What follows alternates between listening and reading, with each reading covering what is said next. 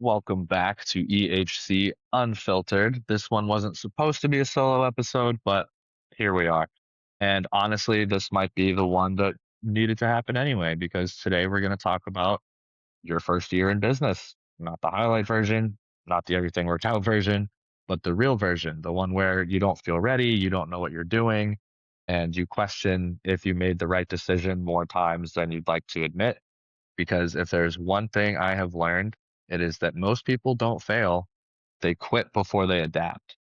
And if you're waiting to feel ready before you start something, you're going to be waiting forever.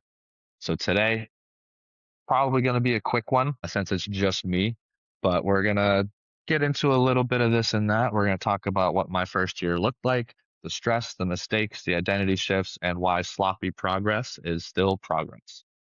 And since yesterday was 420, at least while I'm recording this, we will also talk about marijuana a little bit and the difference between using something and escaping with it.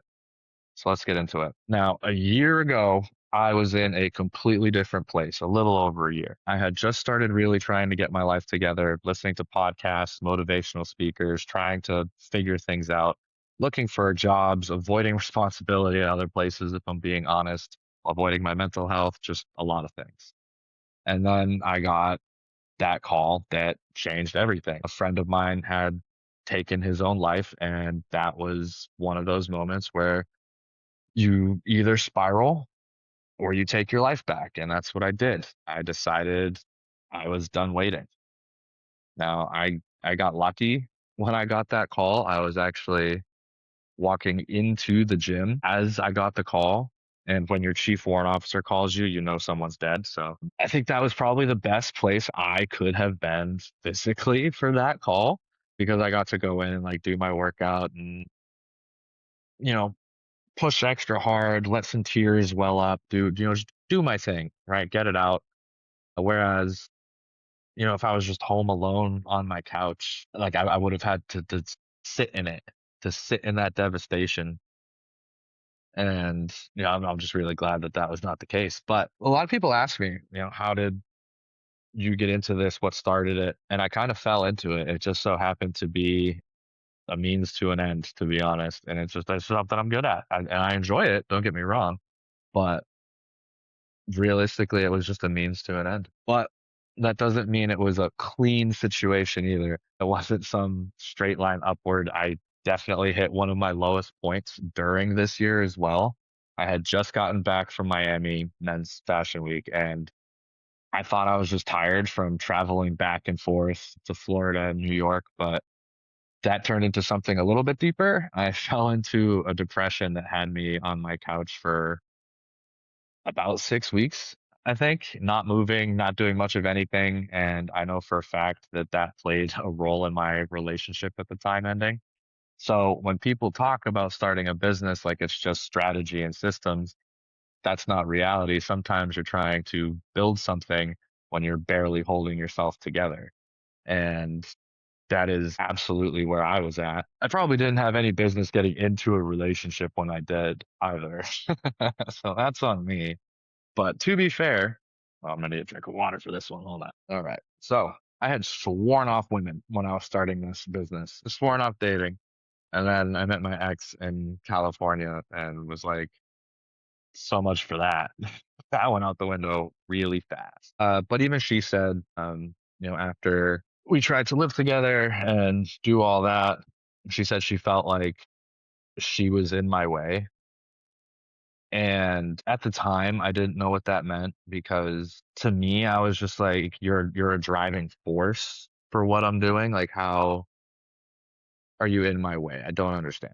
But I think I do more now, and we'll just leave it at that. But I was still running the business, doing all this. Even in my relationship, the only thing I ever talked about was like my goals and aspirations and moving to Florida and starting the modeling and growing the business and getting coaches and starting mentorships and just I wanted to do all these things and that was really the only thing on my mind. I was very excited to have someone to do it with. Obviously, it didn't work out, but that's all right. We are still very amicable, so everybody still approve of the ex. No bad blood there, but yeah, I was very financially motivated because of the goals that I have. And that was definitely a big stressor considering I was coming from a place of like debt, not really having anything, no business lines of credit or anything like that. So yeah, the money was definitely a big part of it. And doing this full time was a different kind of pressure. Dug myself into a hole with lines of credit that I already had, but there were real moments where I didn't know how I was going to pay my bills. And I was still trying to show up, still trying to build, still trying to figure it out in real time. And that's what people don't see is all the stuff you're doing in the background, right? And it's a little, I think that's part of where the imposter syndrome comes from. And we'll touch on that a little bit later as well. But I think that's part of it is because you personally know all of these things that go on in the background. So you have a different image of, yourself or your business or your project or whatever it is than someone who just sees the finished product. It's a much different perspective for somebody to take that in. I made a lot of mistakes. I made big ones. And the biggest one, though, was not taking action. I kept trying to have everything perfect. I thought I had all my ducks in a row, but I was putting the cart before the horse, planning things that didn't even matter yet, building things I didn't need instead of just moving. And that's why now sloppy progression is my favorite form of progress because movement beats perfection every time. And that is still something that I struggle with on a daily basis. Man, I regularly will it's small things. It's like so if I wake up late, then now I'm behind on this. I'm behind on breakfast, which means I'm behind on my second meal, which means I'm behind on the gym, which means and it's just a trickle effect.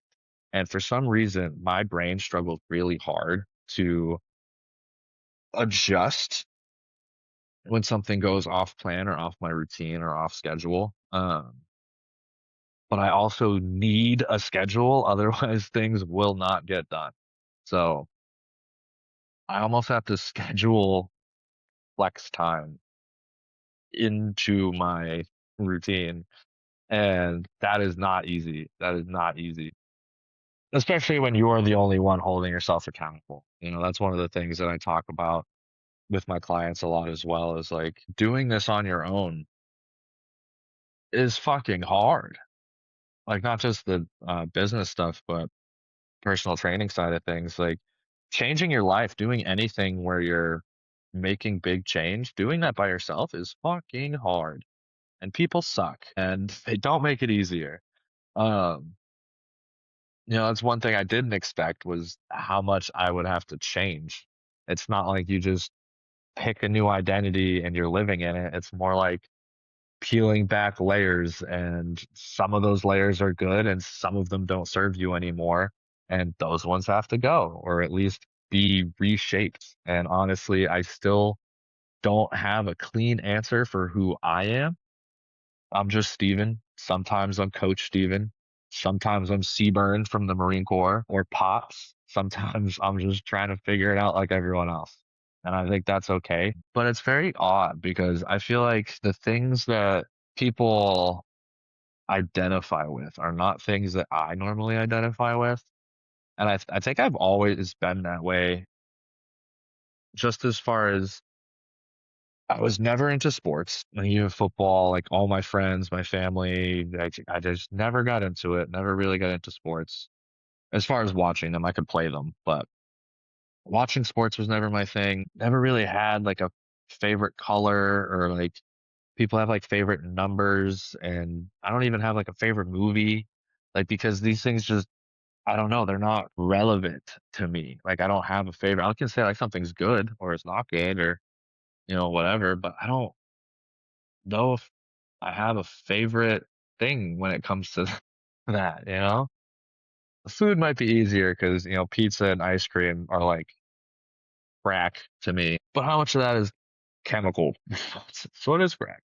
Anyway, when you're going through this kind of thing, your relationships change too. Your circles get smaller and not always because something happened, but because you're just not aligned the same way anymore. Some people who said they supported me, got real quiet, and that stuck with me. Meanwhile, complete strangers from the internet, clients, people from the podcast, even, they believed in me.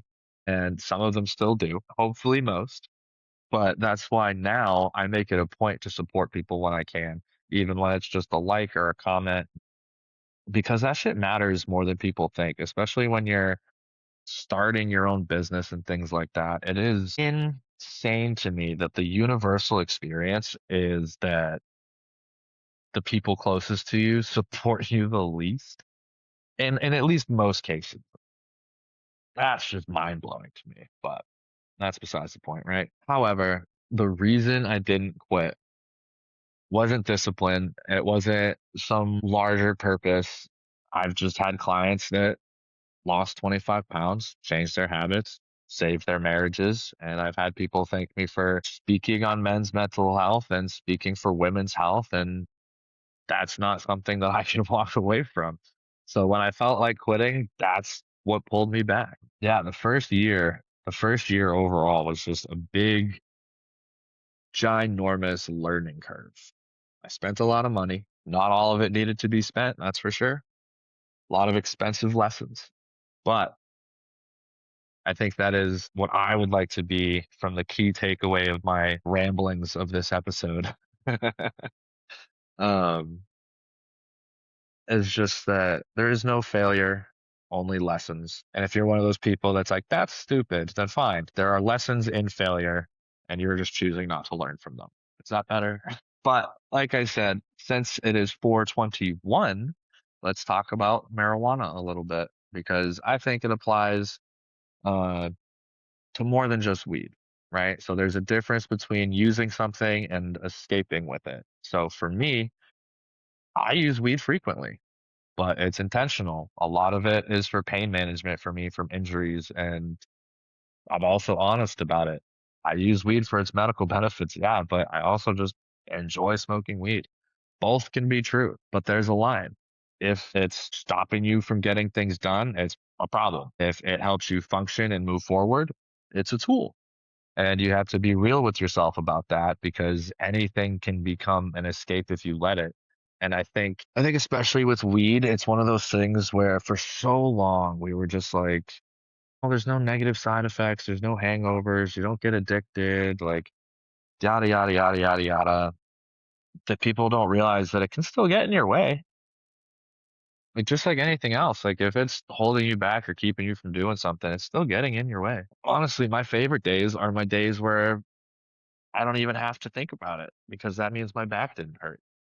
If you take one thing from this very short episode, let it be this. You are not going to feel ready ever. So stop waiting for that feeling, take action. And even if it's messy, even if it's small, because sloppy progression is still progress. It is my favorite kind of progress. So if you're on the edge right now of starting a business, starting a diet, trying something new, or even just saying hi to someone you're interested in, just do it. There are lessons in failure, but there is nothing in staying stuck where you are. So if this episode hit, share it with someone who needs it. And if you want to stay connected, follow me on Instagram at EHC_Steven. That's where all my links are for the school community, the podcast. You can watch or listen, switch it up, everything I'm building basically. So I appreciate you guys, and we will catch you in the next episode of EHC Unfiltered.